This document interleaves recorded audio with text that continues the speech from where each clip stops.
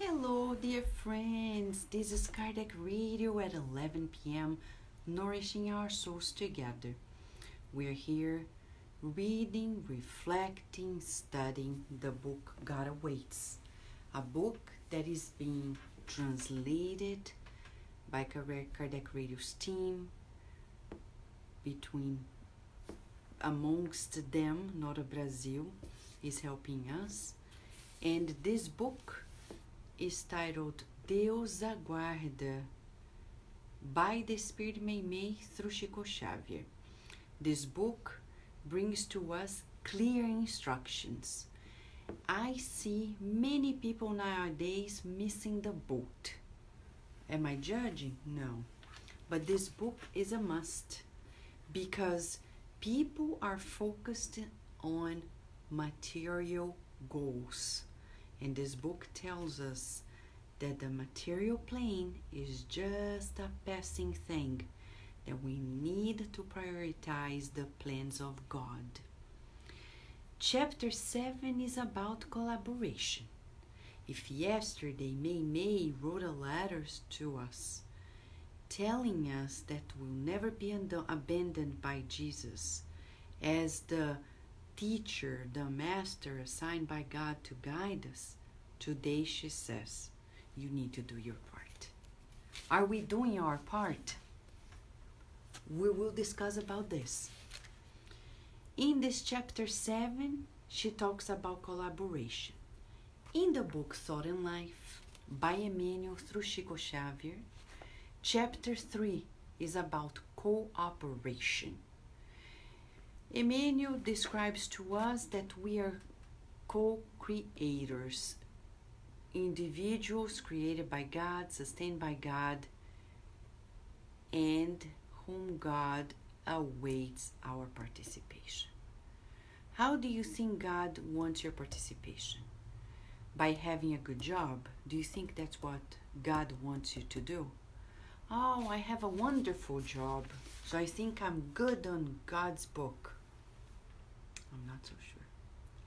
Oh, I have a beautiful house, a beautiful car, beautiful family, a lot of health and wealth and beauty and social appreciation. I don't think so. Look at Senator Publius Lentulus.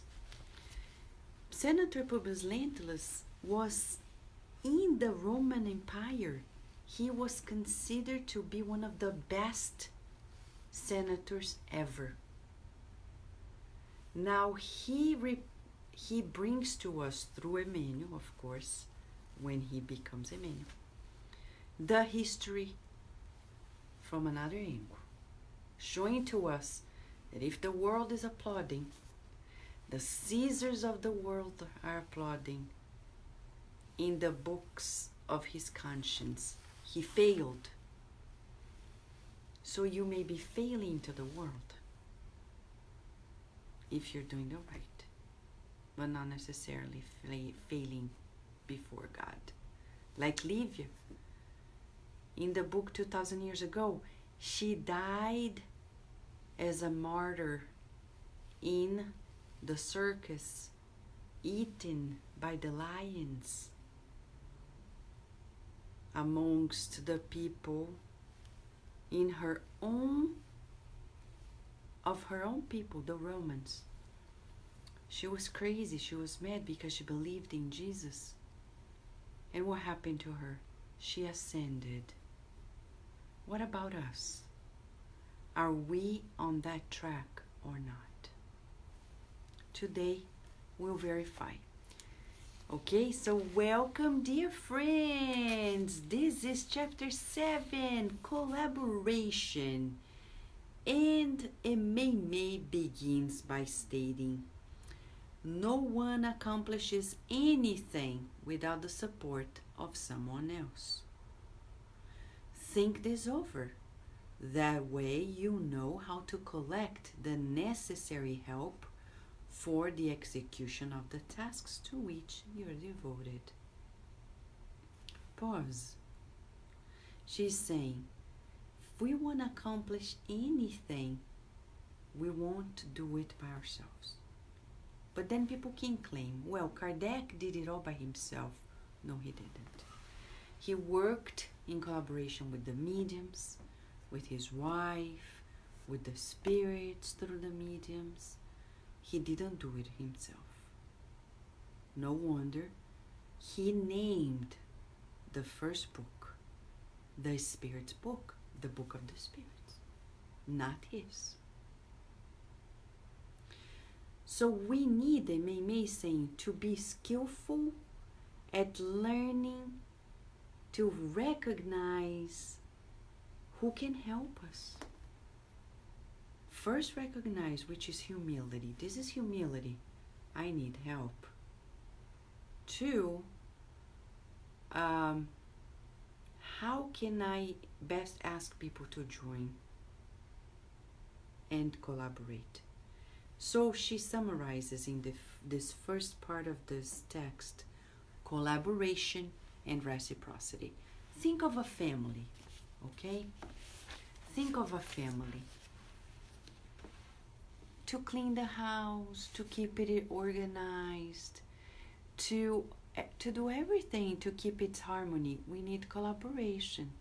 Husband and wife, husband and husband, wife and wife, children and parents, parents and children, right?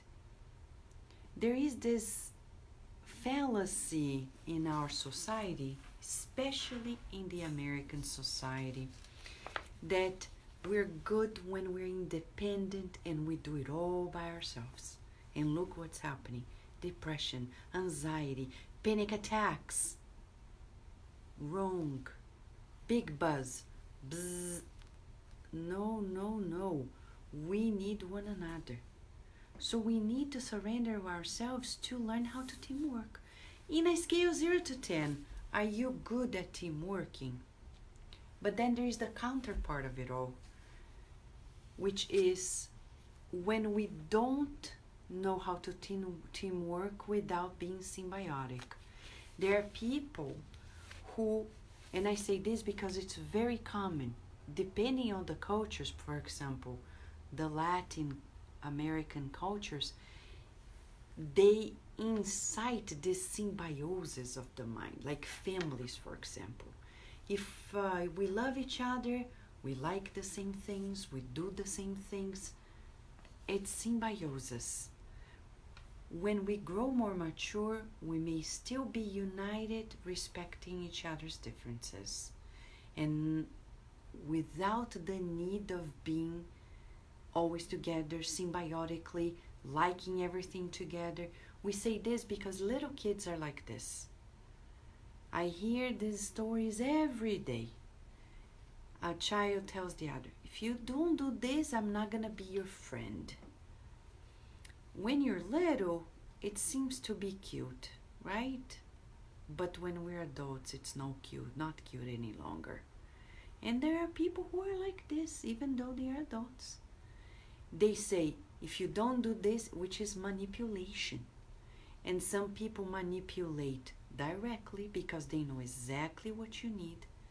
And they keep you hostage, not giving it to you until you give what they want. So we're talking here about something completely different, right? We're talking about collaboration and reciprocity, give and take, exchange, true sense of collaboration. Teresa Castro is asking, so codependency, same as symbiosis? Precisely. In Spiritism, Teresa, it's so good that you're asking this question. Such an important question. Technicality here. At Andre Louis' time, when he brought to us the book Mechanisms of Mediumship in 1958, we didn't have this term codependency well used for such things. So he defined it as symbiotic movements of the mind, which is pretty much the same. So there are two extremes. The extreme of thinking I can do it all by myself, and the extreme of being like, we're only friends if we do everything together, or if we're family, if we live together under the same roof, if we cherish the same things, if we do the same rituals. Neither one is what Meimei is talking about. Thank you, Teresa. So, let us be prepared to understand what she means. The tree protects its source, and the source feeds the root. The soil shelters the seed, and the seed produces values that honor it. Help your companions in everyday life so they can help you in return. Help your companions in everyday life so they can help you in return. Okay, there's the spring, and then the source, the tree. And then the tree protects the spring, and the spring feeds the roots.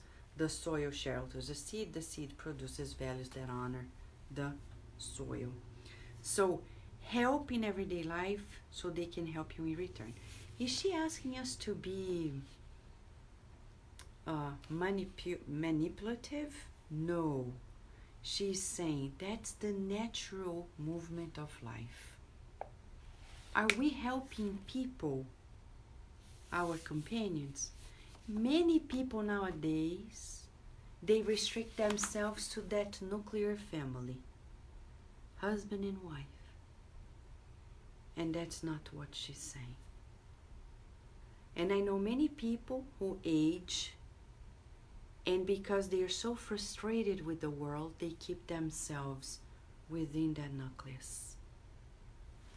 And we don't have good news. Because when we do this, it's called selfishness. It's called selfishness. When we keep ourselves investing, loving, helping those who are in our home, or in our blood ties, or at our work. This is called selfishness. How about helping? Why am I gonna help? Well, because everybody's a child of God. And it's our obligation to help everybody. Oh, but they don't help me. That's their problem, not ours. She says, nobody solidifies, concretizes this or that idea without those who become resources of expression. So we all need one another. And with the understanding that all of us, as interconnected spirits working towards perfection on earth, are still growing beings, do not expect for perfect relationships to fulfill your needs. And that's an important take. For example, let's bring it to family first, because that's the first moment where we are called to collaborate, right? Family. Many people are frustrated. Oh, but look, this person is this, that. We need to learn how to best interact with our family members. Of course there will be turmoil because of previous lives. We are no saints. Right? So now we cry because we probably made those people in our family be the way they are. Now we need to help and be patient without complicating our lives. What do I mean? If somebody says, I want to use cocaine every day, this is also my house. Okay, I love you, I respect you, but this is my house too, and here we need to be healthy. No, let's say it's a husband. The husband is saying that. Then you make a choice, because that's very detrimental to the health. You're going to stay under the same house, under that toxicity. You have your choice. Let's say it's your child who became a teenager and now is using drugs in your house. you're gonna be kept hostage. Oh, but God gave me this child to take care of. Andre Luis and Emmanuel say to us that after 18 years of age, we no longer have such obligations. To love, yes. To guide, yes. But to sustain toxic life, no. Think about it. There are many people who, under the name of love, they do what Jesus didn't do. Jesus is our guiding model, right? Think about this. Have you ever heard of Jesus being entangled because of family members? No. What do I mean entangled? Meaning, oh, his father used to do this, or his brother or his cousin, and he couldn't do his works because of his family. You've never heard it. He's our guiding model. So you need to free yourself up and do the good. You can't allow this connection to anchor you and block you from blossoming. So that balance we need to achieve at work. Many people, they say, oh, I don't like going to happy hours because I don't drink. But I have to go because if I don't go, I won't be promoted. Wow. And yeah, everyday people have a coffee break and it's like a gossip meal. They keep talking bad things about everybody. I don't say anything, but I'm there. Do you think Jesus would be there? Or would he mind his business and trust in God and saying, you know, if I need a promotion and the price is to be at a happy hour, if I dislike it because I don't like drinking, then find a better job where they respect you. Okay? Yes, exactly. As we said the other night, love others as they are without corrupting ourselves. But it's so difficult, Teresa, because many people, they are afraid. Remember when we said that fear is the ultimate fuel of our lives? Majority of people on earth, they take action based on fear. There are people in spiritist centers who avoid social gatherings because they are jealous of their husband or wife being around other people. Fear. They don't know how to mingle with others because they are afraid that their husband or wife is going to be talking to other people, and they think there will be flirtation. Fear. And under fear, you don't fulfill your reincarnatory plan. And then we discarnate thinking, I will fly high because I was so loyal to my husband, faithful, and then I loved him so much, and then you go to the beyond and you forgot that your Lord is God and not your husband or your wife or your child or your boss.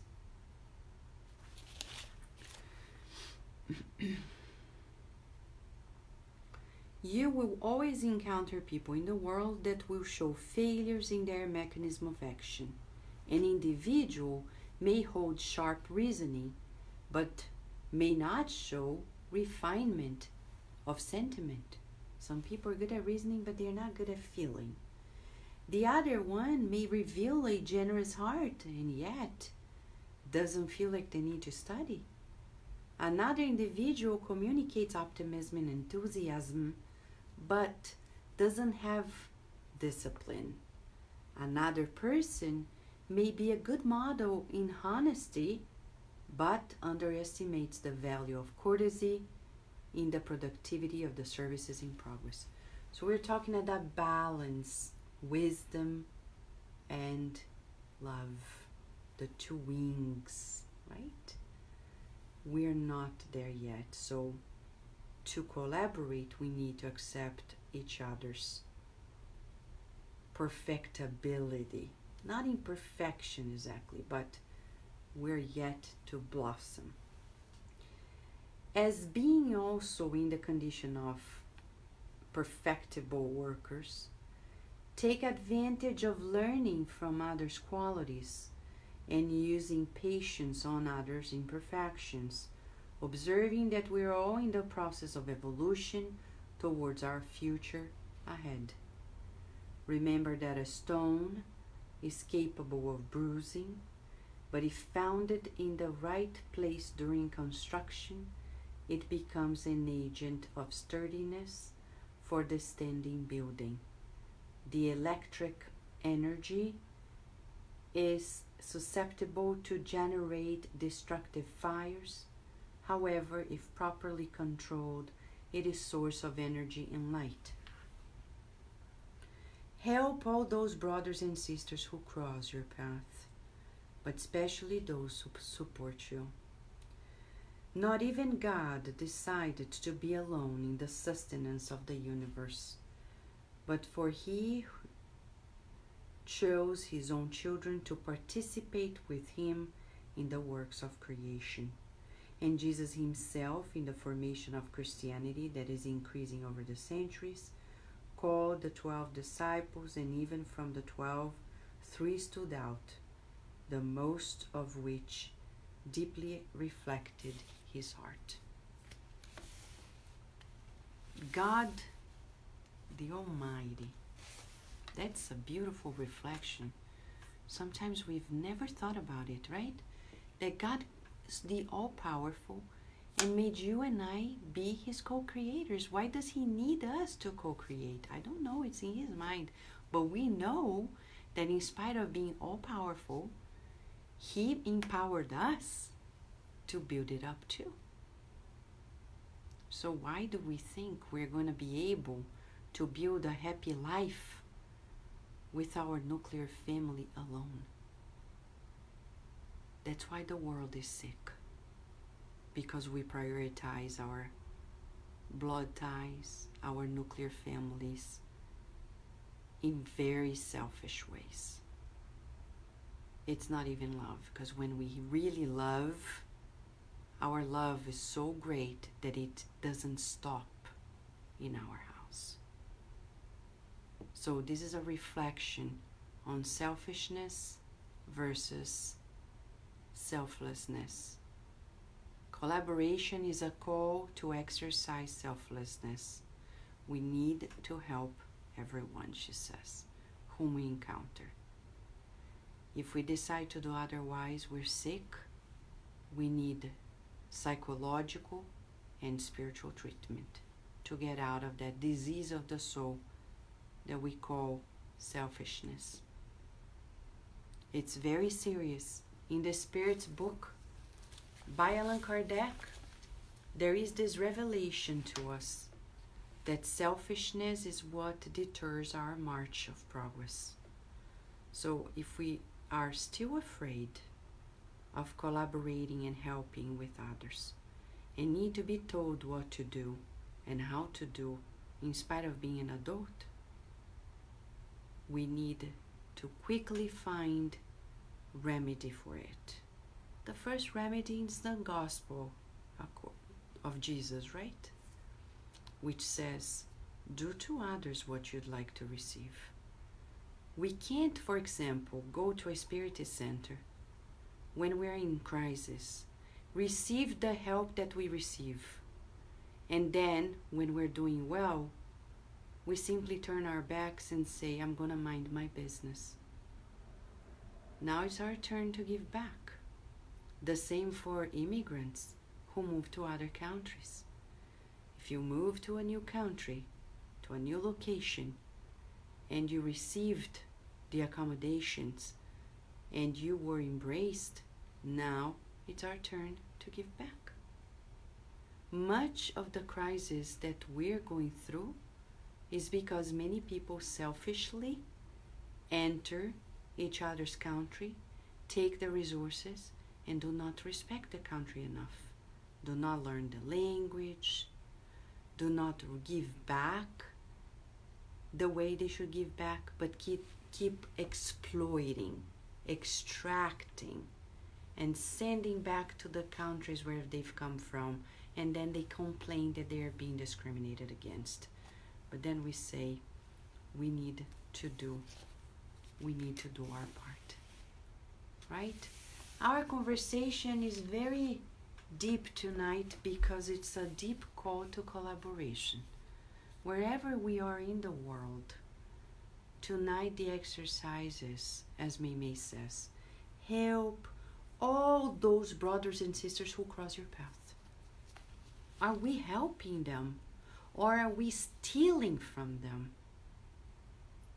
As Mentor Joseph says, it's the half good. If I give something to people expecting something in return and do not do it out of real goodwill, we are becoming robbers of each other's lives. We need to be a little more conscientious in that regard and change the dynamics of our relationships. So in the next 24 hours, we're being asked to revisit how good of a collaborator we are.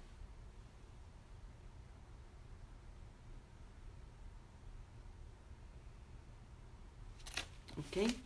She says, not even God created us without the need of needing us as well. In our own words. Right, sunshine? Raquel Bakeshi, how have you been? Teresa Castro, thank you. Karina Alice, big hug to you. Renata Casadei, how have you been? Patty Soares, Angie, Jose Gonzalez, big hug to you. Carol Correia, how have you been? Nora Brasil, thank you. Valéria, thank you, Valéria. Sol Souza, Daisy, how have you been? Paula, thank you. So friends, what is this important message? How is this really going to make ourselves be more harmonious in our vibration? At the end of the day, it's more about how I vibrate than how I look like. Am I vibrating higher, or am I being petty, insincere? So I would like to wrap up sharing with you a message by spirits at our mediumistic meeting at the Spiritist Center of Virginia. They say,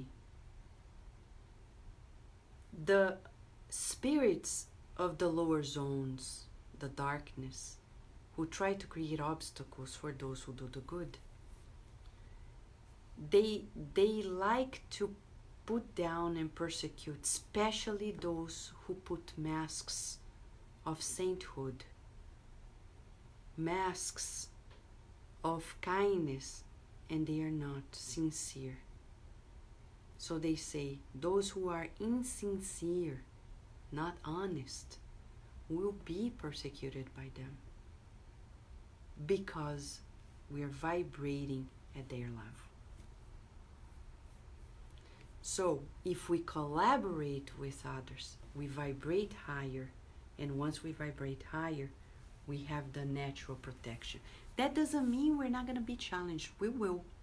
But we'll be able to keep on going in spite of it all, because there's always another hand bringing us, taking us by the hand and saying, come on, keep coming, like Paul of Tarsus.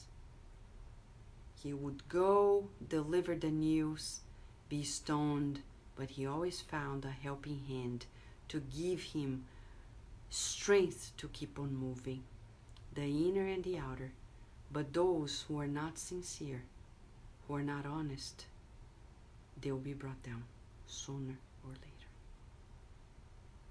So let us meditate on this and decide to collaborate truthfully, honestly, sincerely, to vibrate high and receive the merits of being protected by the higher spirits. Shall we, friends? This is the message of today. Right, John the Rosa? Tomorrow, when we come back, Meimei is going to talk about something quite interesting. It's a different take on it all. She talks about highlights. For example, she's talking about sacrifices, those who challenge us, and she's going to talk about perseverance too.